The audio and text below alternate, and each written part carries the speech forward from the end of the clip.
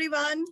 आज मैं लेकर के आई हूँ आपके लिए बहुत ही हम कह सकते हैं इम्पोर्टेंट सेशन है, क्योंकि मैंने बहुत सारे बच्चों के डाउट्स देखे। उनको ये डाउट था कि कार्टून बेस्ड क्वेश्चंस को कैसे करें, कहाँ से करें, क्योंकि हर चैप्टर में ऑलमोस्ट कार्टून्स दिए हुए हैं। कुछ ही चैप्टर्स हैं जो कि जिनमें हमें पिक्चर्स या कार्टून्स नहीं दिखते हैं। तो इसके लिए मैंने सोचा कि क्यों ना हम सभी कार्टून्स को डिस्कस कर ले, क्योंकि हम सिर्फ प्रिटेंड कर सकते हैं या हम एक तरीके से अनुमान लगा सकते हैं कि ये आ सकता है। तो क्यों ना सबको रिवाइज कर लिया जाए। तो आज मैं वही रिवीजन करूंगी।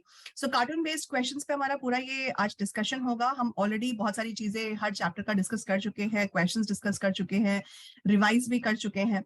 फ्रॉम बुक 1, जो कि आपका कंटेम्प्रेरी वर्ल्ड पॉलिटिक्स है, उसमें से भी देखा गया है कि पहले कुछ क्वेश्चंस आ चुके हैं पिक्चर बेस्ड या कार्टून बेस्ड। मैंने उसी हिसाब से चैप्टर को डिजाइन किया या सेशन को डिजाइन किया। पहला चैप्टर है जिसमें कार्टून मुझे मिला। बाइपोलैरिटी वाले चैप्टर में मुझे कोई कार्टून नहीं मिला, तो मैंने उसको नहीं लिया है। ऑल्टरनेटिव सेंटर ऑफ पावर में कुछ पिक्चर्स हैं जिनको हम डिस्कस करेंगे। तो पहला एक ये पिक्चर है जिसमें हम एक शिप देख रहे हैं और कुछ आइसबर्ग्स दिख रहे हैं, ठीक है। और ये शिप का नाम भी टाइटैनिक है। टाइटैनिक हमने मूवी में देखी है, पढ़ा है, उसके बारे में कुछ बहुत सारी चीजें आप लोग को पता ही होंगी। टाइटैनिक बेसिकली ब्रिटेन की एक शिप थी जो कि बहुत ही मैग्निफिसेंटली उसको तैयार किया गया था। और जो उसके जिन लोगों ने इसको बनाया उनका ये मानना था कि अगर इस शिप को, मतलब ये इतना मैग्निफिसेंट है कि जब ये चले इसकी रफ्तार इतनी तेज हो कि दुनिया को पीछे छोड़ दे। और इसी चक्कर में कहीं ना कहीं एक हादसा होता है और इतिहास में हमेशा के लिए टाइटैनिक का नाम दर्ज हो जाता है, क्योंकि वही उसका इंसेप्शन था जब उसकी शुरुआत हुई। और उसी पहले ही अपने सफर में टाइटैनिक खत्म भी हो जाता है। अब वो हमारे हिस्ट्री के पेजेस में दर्ज हो चुका है। अब उसकी हम कह सकते हैं जो प्रेजेंस है वो अब नहीं है। Anyhow, now move on to the topic. इसमें हम पिक्चर देख रहे हैं जिसमें टाइटैनिक शिप है और इसमें कुछ सिंबल्स बने हुए हैं। कुछ एक पिक्चर है जिसमें स्टार्स हैं सर्कल में, आप देख सकते हैं ये सर्कल में स्टार्स हैं। और ये आइसबर्ग्स हैं, ठीक है। अब देखो आइसबर्ग बेसिकली, अच्छा अब क्या हुआ था जब ये टाइटैनिक शिप चलना शुरू हुई, इसको बोलेगा कि भाई एकदम फुल स्पीड में चलाओ। फुल स्पीड में चलाने के चक्कर में होता क्या है कि आइसबर्ग, क्योंकि वाटर का जो टेम्परेचर है काफी कम होता है, माइनस में होता है, इस वजह से वाटर के अंदर ही आइसबर्ग्स बन जाती हैं। जब स्पीड ज्यादा तेज होती है, आइसबर्ग दिखता है, बहुत ही कम विजिबिलिटी होती है। जब तक उसको बचाते तब तक क्या हुआ कि वो टकरा गई। आइसबर्ग का एक टेंडेंसी है कि जितना हमें वो ऊपर दिखता है, सरफेस में दिखता है, वो सिर्फ 10% होता है। इसका जो 90% हिस्सा है वो सबमर्ज्ड होता है, वो पानी के अंदर होता है। तो आप ऊपर वाले आइसबर्ग को देख सकते हो। और इसकी जो शेप है ना, वो भी यूनिफॉर्म नहीं होती है। वो भी हम कह सकते हैं कि जैसे हम देख सकते हैं कि अनयूनिफॉर्म शेप है या कुछ अनइवन शेप है। ये प्रॉब्लम है। अब वो कहाँ तक फैला है ये भी नहीं पता। ये एक दुर्भाग्य रहा टाइटैनिक का। तो अब इस पिक्चर में चैप्टर से क्या रेलिवेंस है? बेसिकली ये जो कॉन्टेक्स्ट है ये है यूरोपियन यूनियन का। और ये जो पिक्चर हम देख रहे हैं यहाँ पे शिप के अंदर एक साइन हम देख रहे हैं, ये क्या है? यूरोपियन यूनियन का फ्लैग का सिंबल है। ये क्या है? ये इसके फ्लैग का सिंबल है। जैसे हमारा ट्राई कलर है वैसे ही इनका स्टार्स हैं। ये कॉन्टेक्स्ट क्या है? कॉन्टेक्स्ट है, पहले हम यूरोपियन यूनियन की कंट्रीज के बारे में डिस्कस करते हैं। बेसिकली जब यूरोपियन यूनियन बनी थी तब क्या था? यूरोपियन यूनियन में 15 मेंबर्स होते थे। अभी ब्रेक्जिट आप लोगों ने शायद सुना हो। ब्रिटेन अब यूरोपियन यूनियन से एग्जिट हो चुका है। पहले ब्रिटेन या यूनाइटेड किंगडम हम कह सकते हैं, ये इसका हिस्सा हुआ करता था। नाउ अब वो से अलग हो चुका है। बेसिकली 15 कंट्रीज हुआ करती थी यूरोपियन यूनियन के अंदर। और यहाँ पर हम देख सकते हैं कि कुछ कंट्रीज हैं जो कि पहले ही इसमें इसका हिस्सा बन चुकी थी या ऐड हो चुकी थी, जैसे कि Sweden, Finland, Germany, Belgium, Luxembourg, France, Italy, Austria, इधर स्पेन, पोर्चुगल भी थे, आयरलैंड, यूनाइटेड किंगडम। ये सभी ओल्ड मेंबर्स है यूरोपियन यूनियन के। नए में कौन लोग ऐड हुए हैं? जो ये ऑरेंज मार्क है, जिसमें एस्टोनिया, लातविया, लिथुआनिया, पोलैंड, चेक Republic, Slovakia, Hungary, Romania, Bulgaria. तो ये जो जिनको हम बाल्कन कंट्रीज बोलते हैं, ये बाल्कन कंट्रीज भी यूरोपियन यूनियन का हिस्सा हो गई। रीजन क्या था? रीजन ये था इनका इकोनॉमिक रिप्रेजेंटेशन। ये यूरोपियन यूनियन से इसका मतलब क्या था? ये था इनका इकोनॉमिक यूनियन या इकोनॉमिक रिप्रेजेंटेशन हम बोल सकते हैं। लेकिन जब ये इकोनॉमिकली बेसिकली अगर सारी कंट्रीज एक साथ मिल जाती हैं तो ये वर्ल्ड की सेकेंड लार्जेस्ट इकोनॉमी बन जाती है आफ्टर यूएसए। तो इतना इसमें पोटेंशियल था। इस पोटेंशियल को एनकैश करने के लिए यूरोपियन यूनियन का फॉर्मेशन होता है। जब यूरोपियन यूनियन का इकोनॉमिक यूनियन या इकोनॉमिक रिप्रेजेंटेशन था, इसको सोचा गया कि क्यों ना इसको पॉलिटिकल यूनियन भी बना दिया जाए, कि पॉलिटिकली सारी कंट्रीज एक ही होंगी। तो इनका फ्लैग था ये। और इस पॉलिटिकल यूनियन के तहत कॉन्स्टिट्यूशन फॉर्मेशन की बात होने लगी कि हमको एक हमारा कॉमन कॉन्स्टिट्यूशन भी चाहिए।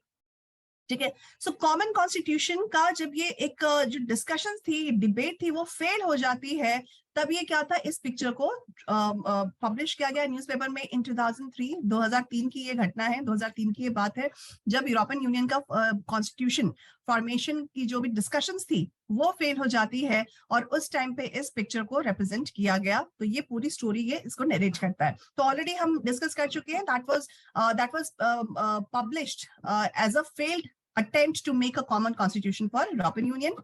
It was an economic union plus political union. So अगर इकोनॉमी के साथ साथ पॉलिटिकल यूनियन भी हो जाए तो कॉमन कॉन्स्टिट्यूशन चाहिए, लेकिन वो डिस्कशन फेल हो जाती है। सो ऑलरेडी मैं ये फैक्ट बता चुकी हूँ कि यूरोपियन यूनियन क्या है, इकोनॉमिक, पॉलिटिकल और डिप्लोमेटिक, प्लस इसका मिलिट्री इन्फ्लुएंस भी अराउंड द वर्ल्ड काफी हाई है, और ये सेकेंड बिगेस्ट इकोनॉमी है of the world after USA, after this union बनने के बाद।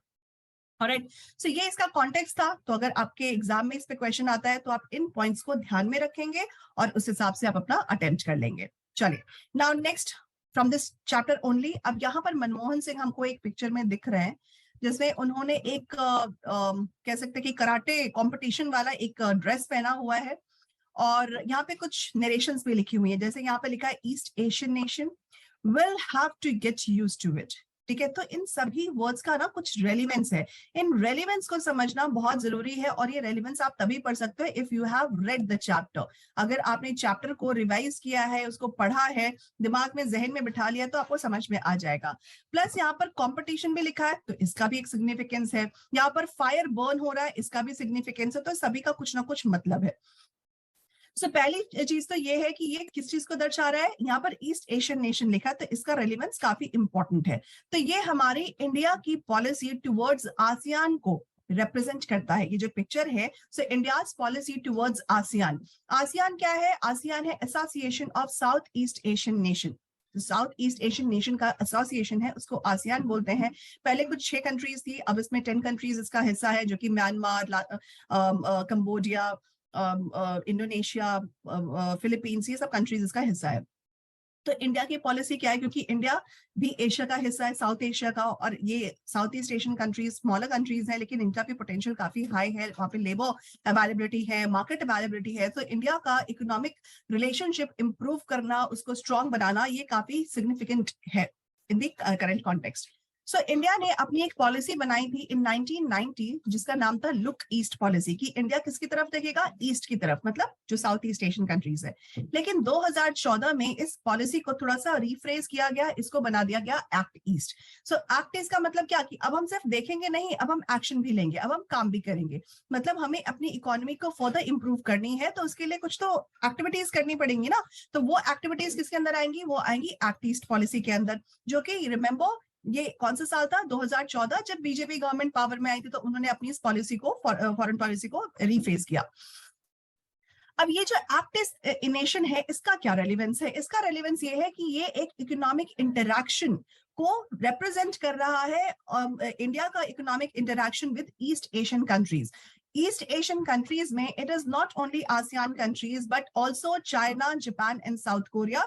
चाइना जो कि वर्ल्ड की इमर्जिंग इकोनॉमी है, जो कि अभी आने वाले समय में कहा जाता है कि वो वर्ल्ड की सबसे बड़ी इकोनॉमी बन सकती है। Alright, so China, Japan, south Korea. Japan से ऑलरेडी हमारे रिलेशंस अच्छे हैं, साउथ कोरिया से भी अच्छे हैं, आसियान से हम इंप्रूव कर चुके हैं। सो इन सभी कंट्रीज को मिला करके क्या बोला जाता है? East Asian nations. So east Asian nations के साथ हमारी इकोनॉमिक इंटरेक्शंस को फर्दर इंप्रूव करना है। अभी कंपटीशन क्या है? ये कंपटीशन है, competition among the various countries. जो भी कंट्रीज अपनी रिलेशनशिप को फर्दर डेवलप कर रही है आसियान कंट्रीज के साथ, तो वो क्या करेगी? वो इंडिया को कंपटीशन देगी। सो उसी कंपटीशन की यहाँ पर बात हो रही है। यहाँ पर एक कोटेशन है, will have to get used to it. इसका मतलब क्या हुआ? इसका मतलब हुआ कि इंडिया की अपनी स्ट्रैटेजीज रही है अपनी फॉरेन पॉलिसी को मेंटेन करने की, उसको सुधारने की। सो अपनी उसी स्ट्रैटेजी को पे कायम रहेगी इंडिया, और उसको और फर्दर इंप्रूव करेगी। सो आसियान के साथ अपनी इकोनॉमिक एक्टिविटीज, अपनी इकोनॉमिक इंटरेक्शन को फर्दर इंप्रूव करने के लिए क्या करेगा इंडिया? क्या स्ट्रैटेजी स्ट्रैटेजी बनाएगा? स्ट्रैटेजी बनाएगा फ्री ट्रेड अग्रीमेंट को यूज करने की, क्योंकि आसियान के साथ जो हमारा इकोनॉमिक रिलेशन है वो फ्री ट्रेड अग्रीमेंट का है। सो फ्री ट्रेड अग्रीमेंट में भी ना कुछ आइडेंटिटीज, कम्युनिटीज होती हैं जिसपे आप फ्रीली ट्रेड कर सकते हो, कुछ सैंक्शंस भी होते हैं। सो इन सभी सैंक्शंस को फर्दर और लूज करना है या उसको और इम्प्रूव करना है, सो उस स्ट्रैटेजी पे इंडिया काम करेगी। इसके लिए यहाँ पर ये फ्रेज यूज किया गया। तो इन चीजों को आप ध्यान में रखेंगे अगर क्वेश्चन इस पे आता है तो, ठीक है। Now further will move on to, तो इसी चैप्टर में एक और है जो कि ये मुझे एक डाउट भी आया था टेलीग्राम चैनल के ऊपर कि इस पिक्चर का रेलेवेंस क्या है, ये छोटा आदमी कौन है, मतलब ये dwarf man, who is that, और ये ड्रैगन और ये वॉल लाइक स्ट्रक्चर का मतलब क्या है। देखो चाइना की ये ग्रेट वॉल ऑफ चाइना है, ठीक है। Great wall of China 2nd century BCE में बनाया गया था। 2nd सेंचुरी BCE मतलब आज से कई साल पहले, ठीक है, बिफोर क्रिश्चियन एरा में इसका कंस्ट्रक्शन हुआ था। कह सकते हैं कि इसने, मतलब ये जो ग्रेट वॉल ऑफ चाइना है, इसने इंडिया की तकदीर बदल दी। जो इंडिया का इन्वेजन वाला जो फेट था उसको इसने तो पूरी तरीके से चेंज कर दिया। क्यों? क्योंकि एंशियंट इंडिया का जो टाइम पीरियड है, BC वाला जो टाइम पीरियड है, तब हमें कुछ इन्वेजन्स इंडिया में देखने को मिलते हैं। ये इन्वेजन्स थी किनकी तरफ से? ये थे ग्रीक्स, पार्थियंस, या आपने हिस्ट्री में पढ़ा होगा सिंथियंस, ठीक है। मैं ज्यादा कंफ्यूज नहीं करूंगी, बस आपको थोड़ा सा इंफॉर्मेशन दे रही हूँ। सो ये जो फर्दर इन्वेजन्स होती थी चाइना में, उसके लिए जब चाइना के जो रूलर थे उस 2nd सेंचुरी BC में, उन्होंने ये ग्रेट वॉल ऑफ चाइना बनाया, जो कि आज वन ऑफ द वंडर्स है वर्ल्ड का, है ना, 7 अजूबों में से एक अजूबा है। तो ये इतना स्ट्रॉन्ग है कि ये चाइना की स्ट्रेंथ को रिप्रेजेंट करता है, कि चाइना का जो स्ट्रेंथ है वो क्या है, इसका ग्रेट वॉल। ऑलराइट, सो इसीलिए ये ब्रिक लाइक स्ट्रक्चर है। सो ये क्या है? ये ग्रेट वॉल ऑफ चाइना है। ग्रेट वॉल ऑफ चाइना क्या कर रही है? ये वर्ल्ड के, आप देख सकते हो ये वर्ल्ड मैप है। सो ये वर्ल्ड मैप को घेर रही है, मतलब अपना जो स्ट्रेंथ है वो वर्ल्ड में सिग्निफाई कर रही है, दिखा रही है कि भाई हम कितने स्ट्रांग है। And there is dragon. China को कभी कभी ड्रैगन भी बोला जाता है, ठीक है। सो ड्रैगन इनका पावर है, सो स्ट्रेंथ प्लस पावर। और ड्रैगन इन चाइना की इकोनॉमी या चाइनाज इकोनॉमी हम बोल सकते हैं कि ये उसका सिग्निफिकेंस है। तो यहाँ पर इस पिक्चर का मतलब क्या है कि चाइना की इकोनॉमी, चाइना की पावर बन के उभर रही है around the world. And the world power, world power आप किसी को भी बोल सकते हैं, यूएसए प्लस यूके और जो भी यूरोपियन कंट्रीज हैं जो कि बिगेस्ट पावर्स हैं, वो सभी इसके सामने ड्वार्फ नजर आते हैं। सो ये जो ड्वार्फ मैन है, ये एक इमेजिनरी रिप्रेजेंटेशन है, एक ये क्या है, ये इमेजिनरी रिप्रेजेंटेशन है वर्ल्ड पावर का। सो चाइना इतने फास्टेस्ट इसका इकोनॉमी ग्रो कर रहा है कि वर्ल्ड पावर उसके सामने ड्वार्फ नजर आती है, ठीक है। And what is the representation? That China's economy is unstoppable, ठीक है। चाइना की जो इकोनॉमिक पावर है वो दिन ब दिन राइज हो रही है। कैसे?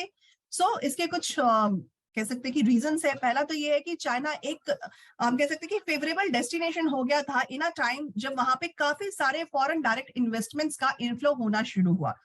फॉरेन डायरेक्ट इन्वेस्टमेंट का इनफ्लो होने का मतलब ये है कि चाइना की इकोनॉमी पहले क्लोज हुआ करती थी, लेकिन चाइना ने जब देखा कि इकोनॉमिकली उनका पॉपुलेशन तो बढ़ रहा है लेकिन इकोनॉमिकली वो हैम्पर हो रहा है, सो इकोनॉमी को ओपन किया। सो नाउ जो फॉरेन कंट्रीज थी उन्होंने इन्वेस्टमेंट्स करना शुरू कर दिया, तो चाइना में FDI बढ़ने लग गया। फिर चाइना ने WTO वर्ल्ड ट्रेड ऑर्गेनाइजेशन में भी एंट्री की, जिसमें जो वर्ल्ड लेवल पे जो भी ट्रेड होता है, जो भी मेंबर कंट्रीज है आपस में जो ट्रेड करती हैं, अग्रीमेंट्स है, उनके साथ मिलकर के काम करना शुरू किया। तो इसका भी फायदा होने लग गया। और ये बोला जाने लग गया कि आने वाले सालों में, यानी कि बाय 2040 वर्ल्ड का लार्जेस्ट इकोनॉमी कौन होगा? वो चाइना होगा। सो इसी के लिए ये वर्ल्ड का रिप्रेजेंटेशन है जो चाइना के सामने छोटा या ड्वार्फ नजर आ रहा है, और चाइना की इकोनॉमी बढ़ती जा रही है, ठीक है। तो ये इसके कुछ इंपॉर्टेंट फैक्ट्स थे, आप इसको नोट डाउन कर सकते हो या जहन में बिठा सकते हो। So that will help you in the examination. From the same chapter next picture, जिसमें हमें दो चाइना के प्रेमियर दिख रहे हैं। देन और नाउ का पिक्चर है जिसमें माउस लिटिल रेड बुक है, देन में नाउ में whose capitalist red power tie है। सो ये नाउ वर्सेस देन, इसको समझने की जरूरत है। तो ये क्या रिप्रेजेंट कर रहा है, क्या हमें बताने की कोशिश कर रहा है? सो बेसिकली यहाँ पे चाइना की इकोनॉमी, उसकी इकोनॉमिक ग्रोथ, उसकी जो भी इंप्रूवमेंट्स हुई हैं इकोनॉमी में, उसके बारे में यहाँ पर रिप्रेजेंट किया गया है। सो क्या है? देन वाले में ये है कि चाइना की इकोनॉमी पहले क्या थी? वो क्लोज्ड इकोनॉमी थी, लेकिन लेटर में क्या हुआ कि अब चाइना की इकोनॉमी ओपन हो चुकी है। चाइना में पॉपुलेशन इंक्रीज हो रहा था, एनुअली पॉपुलेशन ग्रो हो रहा था, इसकी वजह से फूड शॉर्टेज होने लग गई। क्यों? क्योंकि पॉपुलेशन तो बढ़ रहा है लेकिन एग्रीकल्चर प्रोडक्शन स्टैग्नेंट था। इसके लिए फूड शॉर्टेज की प्रॉब्लम हुई, तो चाइना ने एक पॉलिसी इंप्लीमेंट किया। क्या था? उन्होंने एग्रीकल्चर को प्राइवेटाइज कर दिया। प्राइवेटाइज होने के साथ साथ, क्योंकि चाइना एक कम्युनिस्ट कंट्री है तो वो ये चीज कर सकते हैं, हम इंडिया में ये चीज नहीं कर सकते क्योंकि हम डेमोक्रेटिक कंट्री है। सो चाइना ने अपने एग्रीकल्चर को प्राइवेटाइज कर दिया, जिसकी वजह से जो एग्रीकल्चर प्रोडक्टिविटी है वो इंप्रूव होने लग गई, जो रूरल इनकम था वो भी इंक्रीज होने लग गया। ठीक है, तो इससे क्या हुआ, यहाँ पर थोड़ा सा सैड फेस है, यहाँ पे हैप्पी फेस है। सो ये जो रेड पावर टाई है ये रिप्रेजेंट कर रहा है एक तरीके से कैपिटलिज्म को, जिसकी वजह से, क्योंकि जो प्राइवेटाइजेशन है वो क्या है, वो कैपिटलिज्म का ही एक हिस्सा है या एक पार्ट है। सो इसकी वजह से चाइना की इकोनॉमी इंप्रूव हुई, इसलिए ये हैप्पीनेस का रिप्रेजेंटेशन है।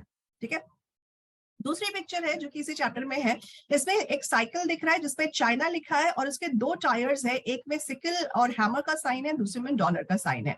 तो इसके कुछ कुछ मतलब है, कुछ कुछ मायने हैं जो आपको समझने की जरूरत है। पहला तो ये साइकिल है, तो इंडिया वर्ल्ड में चाइना लार्जेस्ट कंज्यूमर है बाईसाइकिल्स का, और राइट, बाईसाइकिल का जो कंजम्पशन है वो चाइना में आज भी कहीं ज्यादा है। पहला हैमर एंड सिकल है, सो ये कम्युनिस्ट पार्टी ऑफ चाइना को रिप्रेजेंट करता है। दूसरे टायर पे डॉलर है, so dollar is the currency of capitalist world, USA. ठीक है, सो चाइना वर्ल्ड की फास्टेस्ट ग्रोइंग इकोनॉमी है, और इस साइकिल, डॉलर, सिकल, हैमर्स का मतलब क्या है कि ये एक डुअलिटी को रिप्रेजेंट कर रही है। डुअलिटी मतलब Chinese government, that is communist Party of China, और कैपिटलिस्ट इकोनॉमी की। चाइना की जो इकोनॉमी है वो कहीं ना कहीं प्राइवेटाइजेशन या कैपिटलिज्म या कैपिटलिस्ट फॉर्म ऑफ इकोनॉमी को इम्प्लीमेंट करने के बाद ये इंप्रूवमेंट्स आई है। ठीक है, सो ये एक साइकिल को रन करने के लिए, उसको राइट करने के लिए ये दोनों ही चीजें इंपॉर्टेंट है कि सोशलिस्ट पॉलिसी भी हो प्लस कैपिटलिस्ट पॉलिसी भी हो। ठीक है, चलो अनदर वन, या now next chapter, contemporary south Asia. Contemporary south Asia में यहाँ पे जो पाकिस्तान, बांग्लादेश, इन सब कंट्रीज का मतलब जो कंटेम्प्रेरी पीरियड है उसके कुछ कॉन्टेक्स्ट है, जिसमें कुछ पिक्चर्स भी हैं, जिसमें एक पिक्चर में हम देख सकते हैं कि there is a person whose name is Musharraf. So ये परवेज मुशर्रफ है। यहाँ पर लिखा I am always good at calculation. ठीक है, और वो कुछ कैलकुलेशंस कर भी रहे, ओके, कुछ एक्सप्रेशंस हैं, तो इनका मतलब क्या है, कुछ इक्वेशन से बना रहे हैं तो इनका मतलब क्या है। सो ये बेसिकली परवेज मुशर्रफ के डुअल रोल को रिप्रेजेंट कर रहा है, as a president and as a army general, कि वो एज अ प्रेसिडेंट क्या कर रहे हैं, एज अ आर्मी जनरल क्या कर रहे हैं, और दोनों का बैलेंस कितना बन रहा है। और बेसिकली इस इक्वेशन में बैलेंस नहीं है, इम्बैलेंस्ड है। सो अगर प्रेसिडेंट हायर पोस्ट पे है, आर्मी जनरल लोअर पोस्ट पे है, मतलब प्रेसिडेंट के अंडर है, तो इक्वेशन है जीरो। क्यों? क्योंकि प्रेसिडेंट की कोई खास वैल्यू नहीं है पाकिस्तान में। यही जब रोल वाइस वर्सा हो जाता है, दोनों को सब्सट्रैक्ट कर दे तो इज इक्वल टू 1, मतलब पावर किसकी ज्यादा हो गई, आर्मी जनरल की। अगर दोनों को ही प्लस कर दिया जाए कि दोनों ही, अगर एक ही बंदा रोल प्ले कर रहा है, देन इट विल बी 2। ठीक है, इसका वेटेज ज्यादा होगा। तो ये इस इक्वेशन का मतलब है। सो यहाँ पर इक्वेशन क्या दिखा रहा है, this is showing dominance of one person militarily more rather than only president, कि यहाँ पर डोमिनेंस किसकी होगी, अगर एक व्यक्ति दोनों ही रोल को प्ले कर रहा है, military as well as president. अगर मिलिट्री रोल ऊपर है then dominance will be of military person. ठीक है, और ये जो कोटेशन है I am always good at calculation, इसका मतलब क्या है कि प्रेसिडेंट की सर्वाइवल जो है वो इतनी इजी नहीं है विदाउट मिलिट्री सपोर्ट। सो अगर प्रेसिडेंट को सर्वाइव करना है तो उसको मिलिट्री को कॉन्फिडेंस में लेना पड़ेगा। तो ये यहाँ पर इस पिक्चर का मतलब है। ठीक है, दूसरा पिक्चर है सेम चैप्टर में से, श्रीलंका का सिचुएशन, जिसमें राजपक्षा हमें मिडिल में दिख रहा है और वो कुछ बैलेंस करने की कोशिश कर रहे हैं। दोनों तरफ एक टाइगर है और एक लायन है। ठीक है, तो इसका मतलब क्या है, बेसिकली कि श्रीलंका की इंटरनल जो इश्यूज है उसको दिखाने की कोशिश कर रहा है, उसको रिप्रेजेंट कर रहा है। क्या है इंटरनल? अब इस टाइगर के ऊपर लिखा हुआ है LTTE। ठीक है, क्या लिखा है? LTTE या लिटे, या सो ये है LTTE और लिटे। सो ये लिटे क्या है? Liberation of tigers of Tamil Eelam. Basically ये लिटे की प्रॉब्लम कब शुरू होती है तमिलनाडु में, सॉरी श्रीलंका में, क्योंकि ब्रिटिशर्स के टाइम पे तमिलनाडु से बहुत सारे तमिल पॉपुलेशन को श्रीलंका के नॉर्दर्न श्रीलंकन एरिया में ले जाया गया फॉर दी प्लांटेशन साइट्स। जो ब्रिटिश की जो प्लांटेशन साइट्स थी वो नॉर्दर्न साइड में थी, नॉर्दर्न श्रीलंका में थी। वहां पर तमिल पॉपुलेशन को ले जाया गया एज अ स्लेव उन प्लांटेशन साइट्स पे वर्क करने के लिए। लेकिन उनका काम था ले जाना, वापस नहीं लाना। सो क्या हुआ, ये जो तमिल पॉपुलेशन थी वो वहीं पर जाकर के सेटल हो गई। अब इंडिपेंडेंस के बाद या जब डीकोलोनाइजेशन हुआ तो यहाँ पर जो एक एथनिसिटी का इशू था वो श्रीलंका में उभर के आया। एथनिसिटी क्या था? सो बेसिकली ये देखा गया कि जो श्रीलंका की जो गवर्नमेंट है वो किसने डोमिनेट कर रखा है? वो वहां के लोकल इनहैबिटेंट्स या सिंगल पॉपुलेशन या सिंगलीज, जो कि श्रीलंका की लैंग्वेज भी है। तो सिंगलीज पॉपुलेशन ने श्रीलंका की पॉलिटिक्स को, वहां की सोसाइटी को डोमिनेट किया हुआ है। जो तमिल पॉपुलेशन है या तमिल श्रीलंकन तमिल्स है, उनके साथ एथनिसिटी के इश्यूज हैं। सिंघाल पॉपुलेशन उनको एक्सेप्ट नहीं कर रही है। तो ये जो पिक्चर है ये श्रीलंका की डिलेमा को रिप्रेजेंट कर रहा है। राजपक्षे जो कि प्रेसिडेंट थे, so Rajapaksa is trying to maintain a balance between these two. ठीक है, तो ये क्या है? ये दिखा रहा है policy of majoritarianism and Tamil in this majoritarian policy they are feeling neglected. उनको निग्लेक्ट फील हो रहा है। इसके लिए क्या हुआ? लिट्टे रहे, आर्म्स उठा लिए, आर्म रिबेलियन शुरू हो गया। और इसी सिचुएशन को कंट्रोल करने के चक्कर में, श्रीलंका से अपने टाइज को इम्प्रूव करने के चक्कर में क्या होता है, 1991 में राजीव गांधी, उनका असैसिनेशन कर दिया जाता है। ऑलराइट, सो जो पर्सन यहाँ पे रिप्रेजेंटेड है वो है राजपक्षे, जो कि एक बैलेंस मेंटेन करने की कोशिश कर रहे हैं। अब देखो, डिस्पाइट ऑफ दीज इश्यूज, जो एथनिसिटी का प्रॉब्लम है, मेजोरिटेरियनिज्म का प्रॉब्लम है, इन सभी इश्यूज के अलावा श्रीलंका में कुछ ना कुछ इंप्रूवमेंट्स देखने को मिले। क्या मिले? जो पॉपुलेशन ग्रोथ है वो स्टिल अभी तक कंट्रोल्ड है। Among the Asian countries Sri Lanka की GDP one of the highest है। श्रीलंका में ये एक पोटेंशियल है कि वो अपनी इकोनॉमी को लिबरलाइज कर सकते हैं। ऑल्सो इन लोगों ने डेमोक्रेटिक सिस्टम को भी मेंटेन करने की या बैलेंस बनाने की कोशिश की है, जो कि हम इस पिक्चर में देख सकते हैं। ठीक है, तो ये कुछ important information about this picture. Now moving on to the next one. Now अब यहाँ पर एक पिक्चर है जिसमें हमें सार्क समिट दिख रहा है ना। यहाँ पे एक टेबल है, राउंड टेबल है, जिसमें बहुत सारी कंट्रीज है जो भी मेंबर कंट्रीज है, और पाकिस्तान और इंडिया एक दूसरे को कन्फ्रंट कर रही है। लेकिन ये पूरे चेयर्स खाली हैं और सारे लीडर्स वापस जा रहे हैं। तो ये सार्क समिट यहाँ पे लिखा है। सार्क क्या है? सार्क है south Asian association of regional cooperation.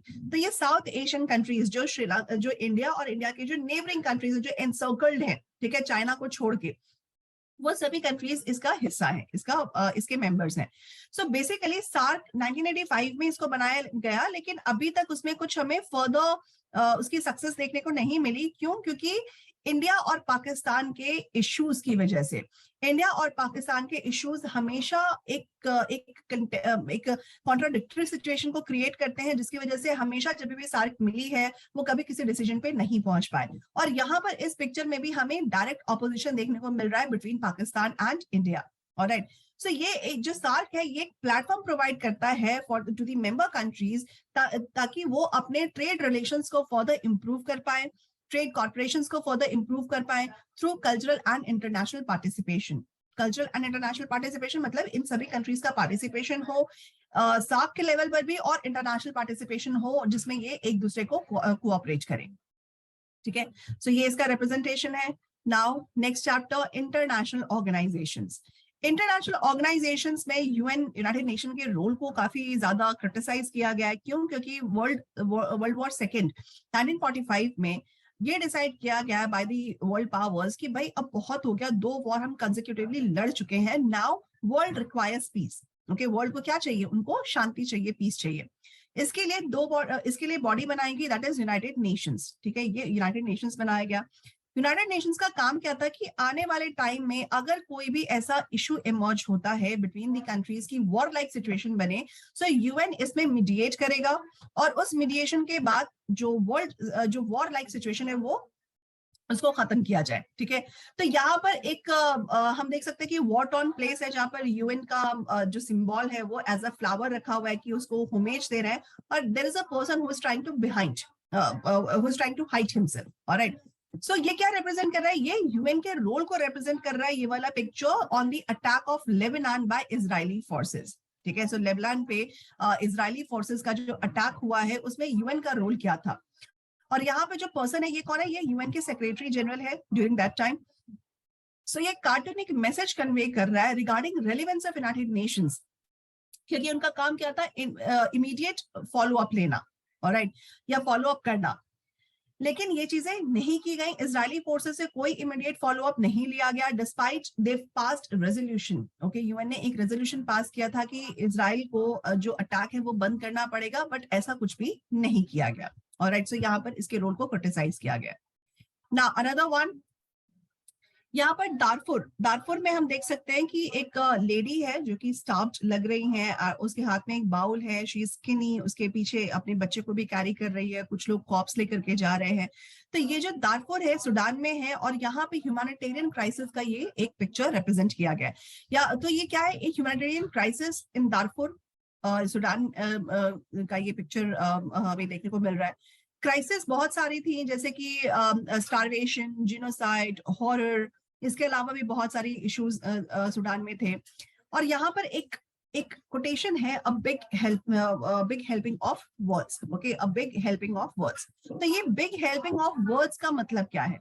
इसका मतलब है कि इंटरनेशनल ऑर्गेनाइजेशंस ने क्या किया, जब ह्यूमैनिटेरियन क्राइसिस आई दारफुर में, तो उन्हें कुछ एक्शन लेना चाहिए था, रेजोल्यूशन पास करके उस पर कुछ एक्शन लेना चाहिए था, लेकिन उन्होंने ये सब ना करके क्या किया, डिबेट्स करते रह गए, स्पीचेस देते रह गए, लेकिन कोई भी एक्चुअल एड या सपोर्ट इन लोगों ने प्रोवाइड नहीं की to the Sudanese people.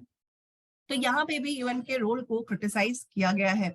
Alright, now next one is security in contemporary world.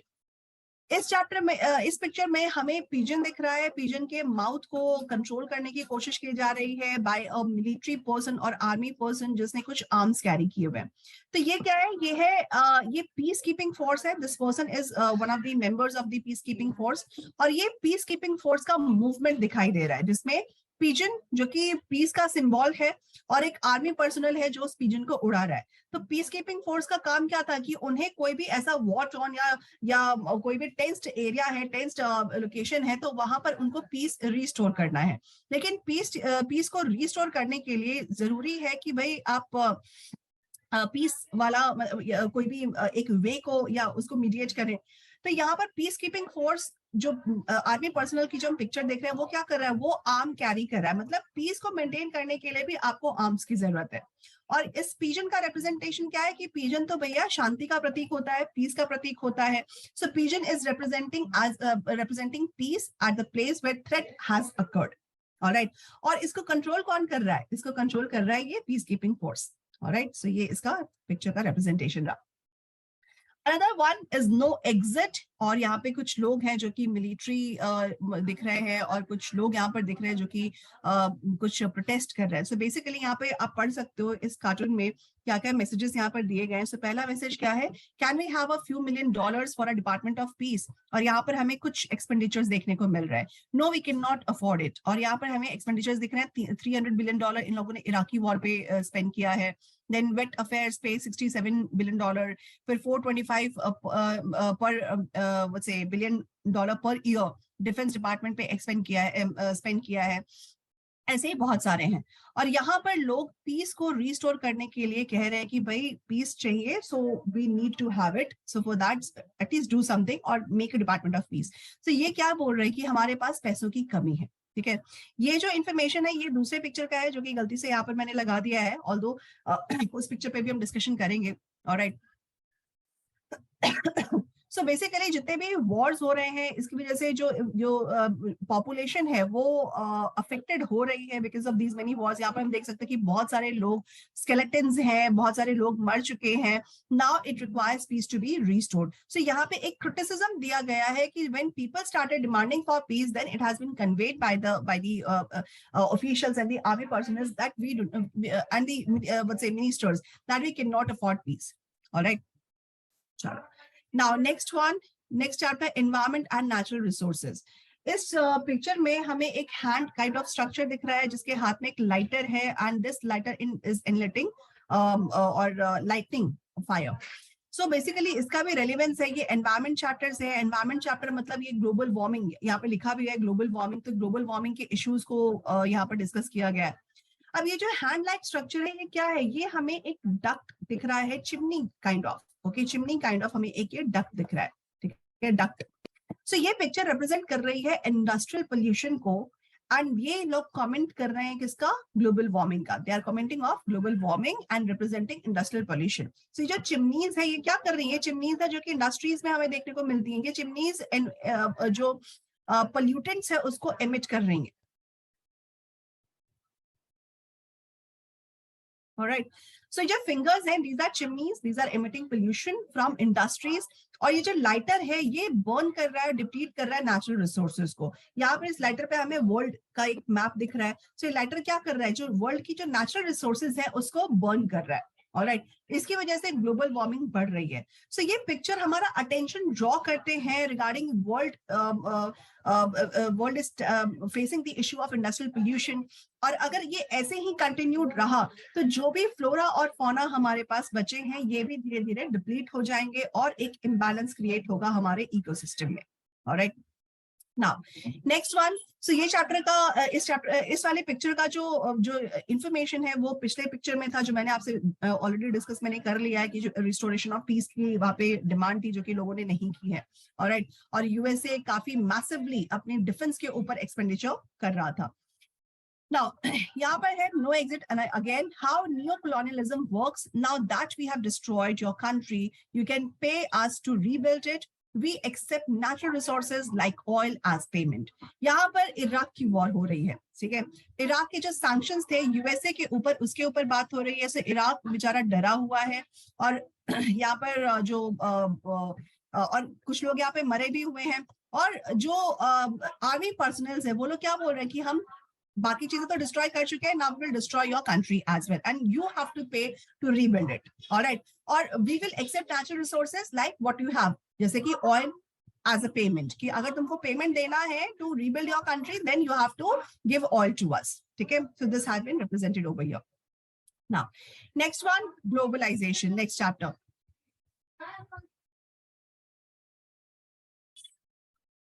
चलिए, नाउ ग्लोबलाइजेशन। So globalization, यहाँ पर there is a picture in which हम देख सकते हैं कि yesterday tomorrow है। So yesterday में क्या लिखा है, एक मदर अपने बच्चे को समझा रही है डाइनिंग टेबल पे कि finish your dinner, there are people in China and India who are starving. Today में है finish your homework, there are people in China and India who are starving for your job. तो ये जो पहला yesterday वाला जो picture है, it is representing hunger that had been there at a time in China and India। जो हमारी hunger issues थी या हमारी फूड शॉर्टेज की इश्यूज थी, तो मम्मी अपने बच्चों को समझा रही कि भाई खा लो, कुछ लोग ऐसे भी हैं वर्ल्ड में, स्पेशली चाइना और इंडिया में, जो गरीब हैं, भूखे हैं। अब समझा रहे कि भाई पढ़ लो, बहुत लोग हैं चाइना और इंडिया में जो तुम्हारी जॉब को खाने के लिए बैठे हुए हैं। So now this is the significance of globalization की अब जो वर्ल्ड है वो क्या हो रही है, वो कनेक्ट हो चुका है। अब इस कनेक्शन की वजह से क्या होगा कि जो इंडिया में बैठे हुए इंसान पढ़ रहे हैं, चाइना में बैठे हुए पढ़ रहे हैं, साउथ एशिया में बैठे हुए पढ़ रहे हैं, if they will get education at par then they will be send और they will go to another countries, foreign countries for job, ठीक है। तो ये किसको रिप्रेजेंट करता है टुडे वाला, brain drain. So cartoon is commenting on the changing scenarios because of globalization. Yesterday is about earlier conditions of the developing countries, what they were tackling the issues of hunger or economic growth was depleting or diminishing. Today वाला situation है globalization का, जिसने economy को open कर दिया है और नए एंट्रेंस अब इसमें एंटर हो रहे हैं। जैसे कि डेवलपिंग कंट्रीज जो है now they have entered into it because of this brain drain हमें देखने को मिलती है, ठीक है। जो डॉक्टर्स हैं इंडिया में पढ़ते हैं, चले जाते हैं यूएसए में, चले जाते हैं यूके में। सो वहां पर अगर इंडियन कहीं और पे जाकर के काम कर रहा है, इट मींस जो वहां की पॉपुलेशन है उनको जॉब नहीं मिली, लेकिन किसको मिल गई, जो आउटसाइडर है। So this is possible now because of one word that is globalization, ठीक है। तो ये इसका रिप्रेजेंटेशन हुआ। चलो, नाउ सो ये बुक 1 के थे। Now will move on to book 2, politics of India since independence. और इसमें जो पहला चैप्टर है उसमें बहुत सारे कार्टून्स हैं। और मोर ओवर आप अपने दिमाग में ये सेट करके चलो कि अगर कार्टून बेस्ड क्वेश्चन आता है तो एक आपको कंटेम्प्रेरी में से आएगा, एक आपको इन बुक सेकंड वाले बुक में से आएगा ही आएगा। इस चैप्टर में बहुत सारे हैं पिक्चर्स, तो हम उसमें से कुछ एक्सपेक्ट कर सकते हैं कि क्या पता पूछ लिया जाए। सो इसमें जो पहला पिक्चर है ये मैंने अपने चैप्टर में भी डिस्कस किया था, जब मैंने फर्स्ट चैप्टर डिस्कस किया, जिसमें एक महाराज दिख रहा है हमें, प्रिंसली स्टेट का एक रूलर दिख रहा है, और मीडिएशन के मोड में सरदार वल्लभ भाई पटेल को देखा जा सकता है। और ये जो महाराज है या प्रिंस है, ये किस पे बैठे हुए हैं, एक बेचारे गरीब के ऊपर बैठे हुए हैं। ऑलराइट, और ये क्या कह रहे हैं Sardar Patel, no no don't get up, Your Highness, just give me this, that I'll do. All right. So this cartoon is commenting on relationship between the people and the rulers in the princely states, and also on Patel's approach कि कैसे उन्होंने इन princely states को consolidate किया in Indian territory और integrate किया Indian territory के अंदर. So cartoon क्या दिखा रहा है? Operation and exploitation of princely states on the people, जो भी उनके जो प्रजा थी उनके ऊपर किस तरीके के ऑपरेशंस और सप्रेशंस होते थे, एक्सप्लॉयटेशंस होते थे, उसका रिप्रेजेंटेशन है. सरदार पटेल यहाँ पर नेगोशिएट करने की कोशिश कर रहे हैं प्रिंसली स्टेट्स के साथ, जो कि एक्सट्रीमली सक्सेसफुल रहा. 565 प्रिंसली स्टेट्स जो कि इंडिया के इंडिपेंडेंस के टाइम पे मौजूद थे, उन 565 प्रिंसली स्टेट्स को इंडिया में इंटीग्रेट किया गया. तो ये एक तरीके का सक्सेसफुल प्रयास रहा. इस इशू को सॉल्व किया गया ईदर थ्रू मर्जर और थ्रू एक्सेशन. ठीक है. नाउ नेक्स्ट वन, यहाँ पर जवाहरलाल नेहरू बैठे हुए, बेचारे बहुत परेशान दिख रहे हैं हमें, बैठे हुए हैं और बहुत सारे लोग प्रोटेस्ट कर रहे हैं. जहाँ पे हमें महा गुजरात दिख रहा है, विशाल आंध्रा दिख रहा है, संपूर्ण कर्नाटका दिख रहा है, देन अगेन महाराष्ट्र में दिखाई दे रहा है. सो ये क्या है? ये स्ट्रगल फॉर सर्वाइवल एक कॉलम में ये छपा था. सो ये लिंग्विस्टिक स्टेट्स की डिमांड का एक ही रिप्रेजेंटेशन है. जो पहला लिंग्विस्टिक स्टेट्स का डिमांड था वो विशाल आंध्रा से आया, जो कि इंडिया के इंडिपेंडेंस के तुरंत बाद ही हुआ. 1952 तक ये आंध्र प्रदेश बना दिया गया, क्योंकि पोटी श्रीरामालू जो इसके लिए लड़ रहे थे हंगर स्ट्राइक पर चले गए, और इसकी वजह से ये एक लिंग्विस्टिक डिवीजन ऑफ स्टेट हुआ. सो यहाँ पर डिलेमा दिखाया जा रहा है नेहरू का. नेहरू को लगता था कि भाई अगर फर्दर ये लिंग्विस्टिक डिवीजन हुआ तो कहीं ऐसा ना हो कि इंडिया डिसइंटीग्रेट हो जाए. ओके, डिसइंटीग्रेशन इसका शुरू हो जाए. सो ये फर्स्ट एंड फॉरमोस्ट चैलेंज था जवाहरलाल नेहरू का as a PM regarding integration of princely states और फॉर्मेशन ऑफ लिंग्विस्टिक स्टेट्स. ये दोनों ही इश्यूज रहे इंडिया के सामने. Demand of linguistic division start हो चुका था. इसके साथ साथ ये भी डर होगा कि कहीं इंडियन स्टेट डिसइंटीग्रेट ना हो जाए. अभी तो हमें इंडिपेंडेंस ही मिला है, we are not so strong. Alright. So यहाँ पर इंडिया ने बहुत ही, हम कह सकते हैं कि रिस्पॉन्सिबली और मैच्योरली इस इशू को हैंडल किया. इंडिया ने रिस्पेक्ट किया इन सभी रीजनल डिमांड्स को, और इससे हमारी जो डेमोक्रेसी थी वो एनहांस हुई by giving them some autonomy. ठीक है. Now, next chapter, politics of planned development, जहां पर एक पिक्चर है, ये भी मैं ऑलरेडी चैप्टर में डिस्कस कर चुकी हूँ, जिसमें हमें जवाहरलाल नेहरू दिख रहे हैं. यहाँ पर प्राइवेट सेक्टर हवा में झूल रहा है और पब्लिक सेक्टर इसको खींचे जा रहे हैं. सो बेसिकली ये जवाहरलाल नेहरू का सेकेंड 5 ईयर प्लान के टाइम की ये घटना है, जिसमें अच्छा ये जो सारे लीडर्स हैं इनके नाम आपको जानना जरूरी है. कौन कौन है यहाँ पर? लाल बहादुर शास्त्री हैं, अजीत प्रसाद जैन है, कैलाश नाथ काटजू है, जगजीवन राम है, टीटी कृष्णमाचारी है, स्वर्ण सिंह है, गुलजारी लाल नंदा, बीवी केसकर. तो ये सारे लोग इस तरफ पब्लिक सेक्टर की तरफ है. और ये क्या रिप्रेजेंट कर रहा है? बेसिकली ये नेहरू की इकोनॉमिक पॉलिसी को रिप्रेजेंट कर रहा है. That is mixed economic policy, जिसमें प्राइवेट सेक्टर पब्लिक सेक्टर दोनों ही होंगे. लेकिन पब्लिक सेक्टर के पास बहुत सारे रिजर्व्ड कैटेगरी है. रिजर्व्ड कैटेगरी इन इकोनॉमी, जो इकोनॉमी के जो सेक्टर्स है वो उन्होंने रिजर्व कर रहे हैं, जैसे कि डिफेंस. ऑलराइट. और कुछ सेक्टर्स हैं जो कि प्राइवेट सेक्टर के लिए ओपन रखा है. तो ये उसी का रिप्रेजेंटेशन है. चलिए next one. Now third 5 year plan का यहाँ पर रिप्रेजेंटेशन है, और हमें जवाहरलाल नेहरू एक मैट पे दिख रहे हैं जो कि फ्लाई हो रहा है और अबाउट टू फ्लाई है. जैसे बहुत सारे भूखे लोगों को वो कुछ सपना दिखा रहे हैं, और यहाँ लिखा है we are ascending soon we will be above hunger and want meanwhile have a little snack. तो इसका मतलब क्या है? जो लोग यहाँ पर बैठे हैं ये लोग सिंबलाइज कर रहे हैं पॉवर्टी को, बेचारे बहुत गरीब हैं.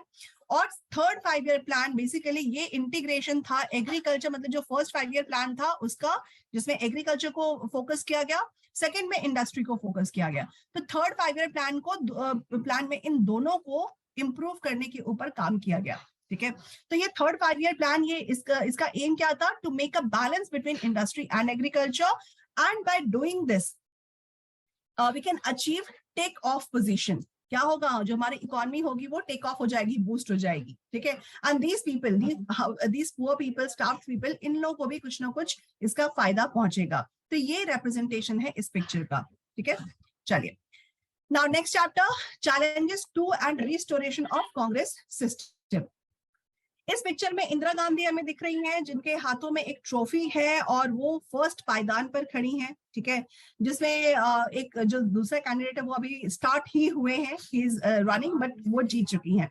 तो तो ये कौन सा टाइम है? ये है 1966 का टाइम, जब second prime minister Lal Bahadur Shastri की डेथ हो जाती है, इंदिरा गांधी उनकी कैबिनेट का हिस्सा होती है, लेकिन अब ये था कि भाई अब कौन बनेगा प्राइम मिनिस्टर, हमें हमारी डेमोक्रेसी को मेंटेन करके रखना है।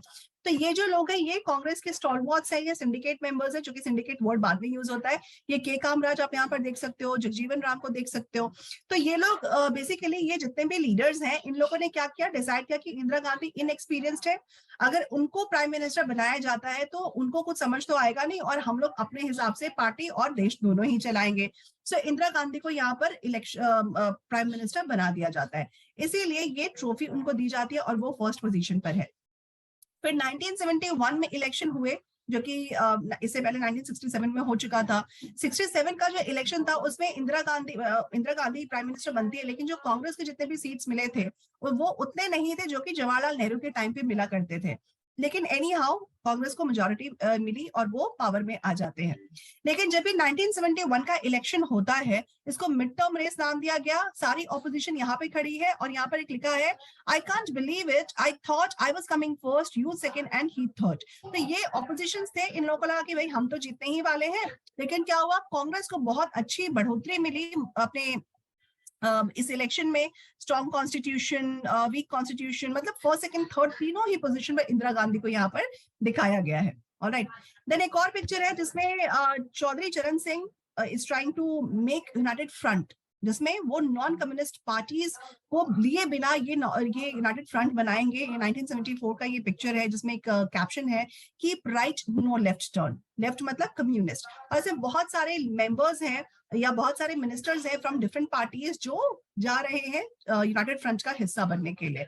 तो ये यूनियन फ्रंट पार्टी है जिन्होंने नॉन कम्युनिस्ट आइडियोलॉजी के बेसिस पर, या मतलब हम कह सकते हैं कि नॉन कम्युनिस्ट पार्टी को नहीं लिया, इसमें शामिल नहीं किया यूनियन फ्रंट में, और supposedly they followed rightest policy. ठीक है, नाउ अनदर वन, ये प्रेसिडेंशियल इलेक्शन ऑफ 1969 का रिप्रेजेंटेशन है, जिसमें वीवी गिरी एक विनिंग कैंडिडेट है और there is a person who is lying on the ground, वो है N Sanjiva Reddy. N Sanjiva Reddy, basically क्या हुआ 1971 में, कांग्रेस अब डिवाइड हो चुकी थी, दैट वाज बिटवीन कांग्रेस ओ जो कि सिंडिकेट मेंबर्स थे एंड कांग्रेस आर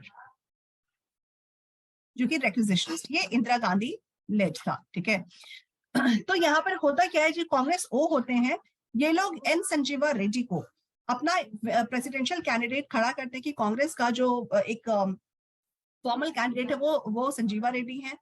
फिर कांग्रेस यहाँ पर जो इंदिरा गांधी वाला कांग्रेस था, ये लोग क्या करते हैं, ये वीवी गिरी को सपोर्ट करते हैं। वीवी गिरी एक इंडिपेंडेंट, उनको बोला जाता है कि आप इंडिपेंडेंटली लड़ो, ठीक है, वी विल सपोर्ट यू। सो यहाँ पर कांग्रेस इनको सपोर्ट करती है। वीवी गिरी इस इलेक्शन में जीत भी जाते हैं। ओके, और वही रिप्रेजेंटेशन है, यहाँ पर वीवी गिरी जीत गए तो वो विनिंग पर्सन है। यहाँ पर कांग्रेस गिरी हुई है, so this Congress is of syndicate one. Alright, so ये एन संजीवा रेड्डी है, और जो इनको देख रहे हैं वो कौन है, वो है एस निजलिंगप्पा। ऑलराइट, चलो now next one, next chapter, the crisis of democratic order. ये इमरजेंसी के टाइम की बात है, और यहाँ पर हमें बहुत सारे कुछ चीजें देखने को मिल रही है, कुछ वर्ड्स हमें फ्रेजेस देखने को मिल रहे हैं। ये फ्रेजेस बहुत इंपॉर्टेंट है इसको आंसर करने के लिए। अगर मान लो एमसीक्यू आया तो आप आराम से कर दोगे, लेकिन कुछ लिखने को आया तो ये सभी वर्ड्स को मिला करके और कहानी बना करके, लेकिन रेलिवेंट कहानी बना करके लिखना है। पहला क्या है, यहाँ पर है दो लोग बैठे हुए हैं, जिसमें इंदिरा गांधी एक चेयर पे बैठी है, इसमें लिखा हुआ है कंडीशनल स्टे ऑर्डर। ये कंडीशनल स्टे ऑर्डर पता है क्या था?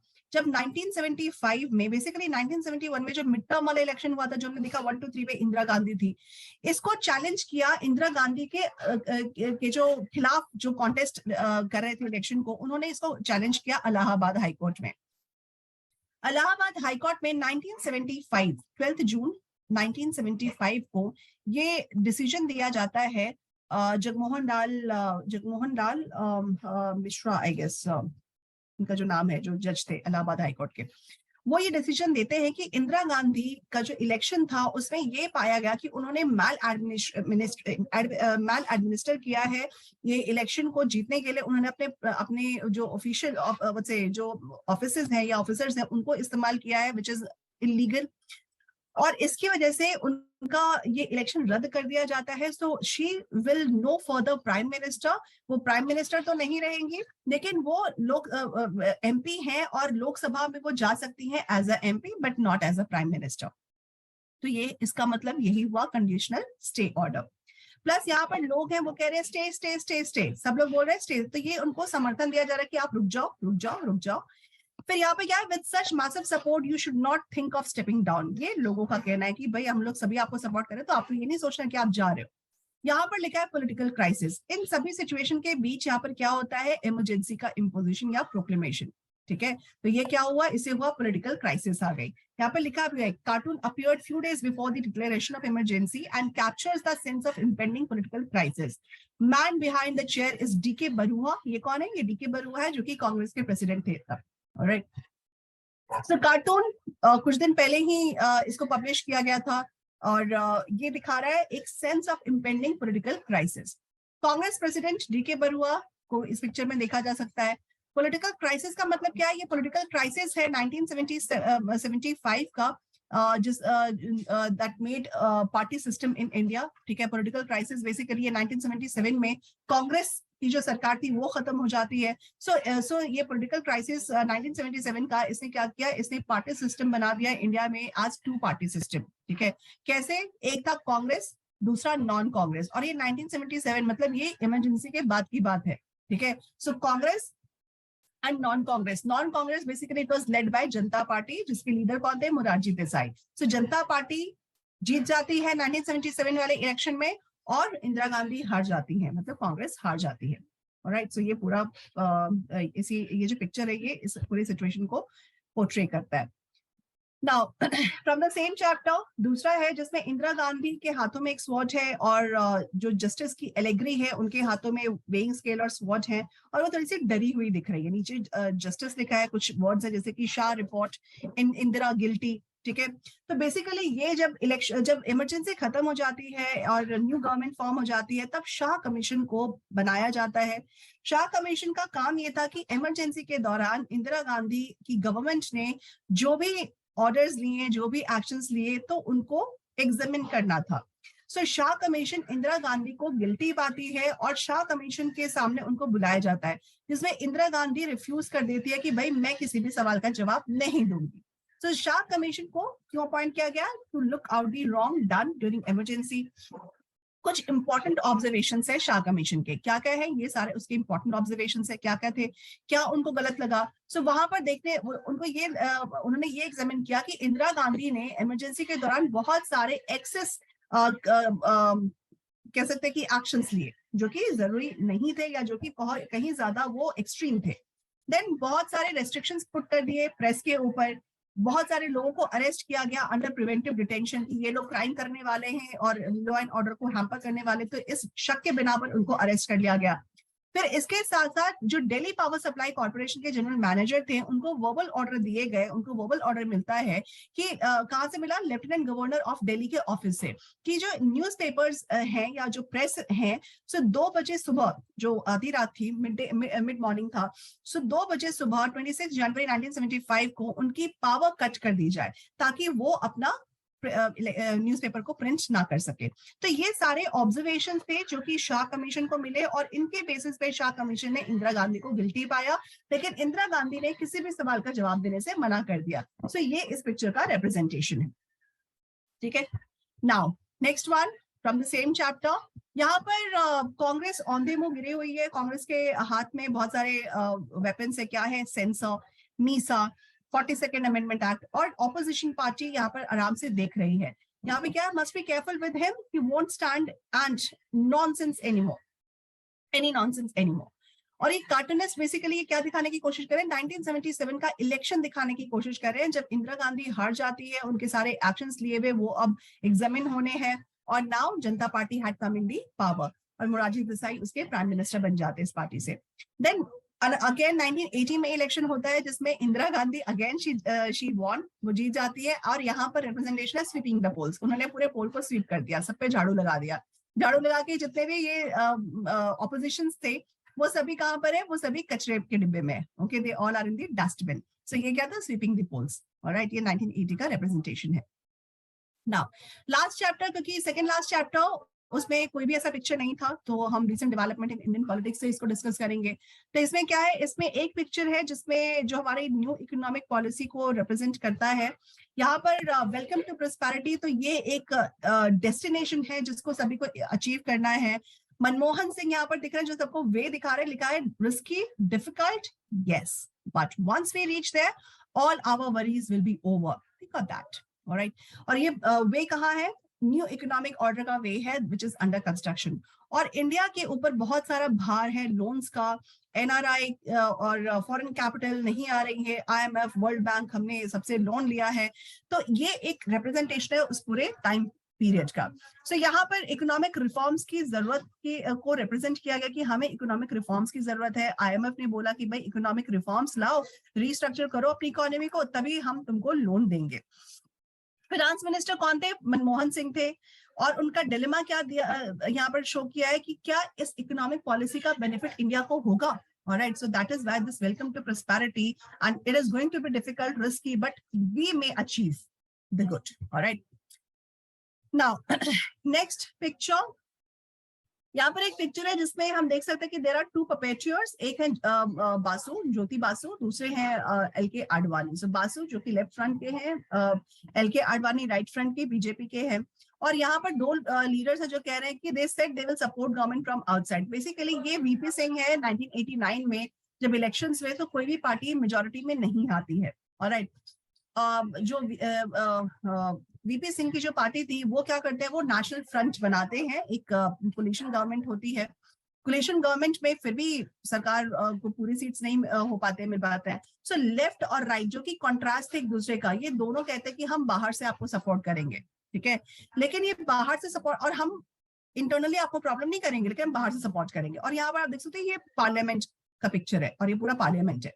लेकिन यहाँ पर होता क्या है, ये पपेटियर्स ज्योति बासु, एलके आडवाणी, क्योंकि इनके हाथों में अपनी पार्टीज की कमान होती है, उसके मतलब इन प्रोमिसेस के बाद, गवर्नमेंट फॉर्म होने के बाद ये लोग क्या करते हैं, ये लोग एक अथॉरिटी, मतलब ये जो पपेटियर्स हैं, ये जो स्ट्रिंग्स है, ये क्या, ये सिंबल ऑफ अथॉरिटी को शो कर रहा है।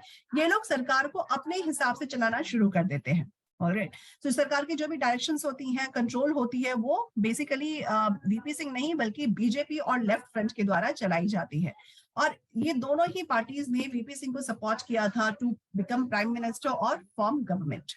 ऑलराइट, सो ये पूरे सिचुएशन को यहाँ पर दर्शाया गया है कि ये एज अ स्ट्रिंग पूरा पपेट्री हो रही है, वीपी सिंह वही कर रहे हैं जो दोनों पार्टीज के लीडर्स चाहते हैं। और ये कुछ ही समय की सरकार होती है, देन उसके बाद ये सरकार गिर जाती है। नाउ नेक्स्ट वन, यहाँ पर दो पिक्चर है, कॉन्ट्रास्ट सिचुएशन है। एक में इंदिरा गांधी दिख रही हैं जो काफी प्राइड मोड में है और अकेले उनका जो कद है वो काफी बड़ा हो चुका है। दूसरे पिक्चर में हमें सबसे ऊपर दिख रहे हैं अटल बिहारी वाजपेयी। अच्छा, पहले पिक्चर में अटल बिहारी वाजपेयी कोशिश कर रहे हैं इंदिरा गांधी को गिराने की। दूसरे पिक्चर में हमें अटल बिहारी वाजपेयी दिख रहे हैं 1999 में, पहला था 1971 का, जिसमें बहुत सारे लोगों का इनको साथ मिला है, जिसमें करुणानिधि देख सकते हो आप, शरद कुमार देख सकते हैं, और सोनिया गांधी कोशिश कर रही है इनको गिराने का।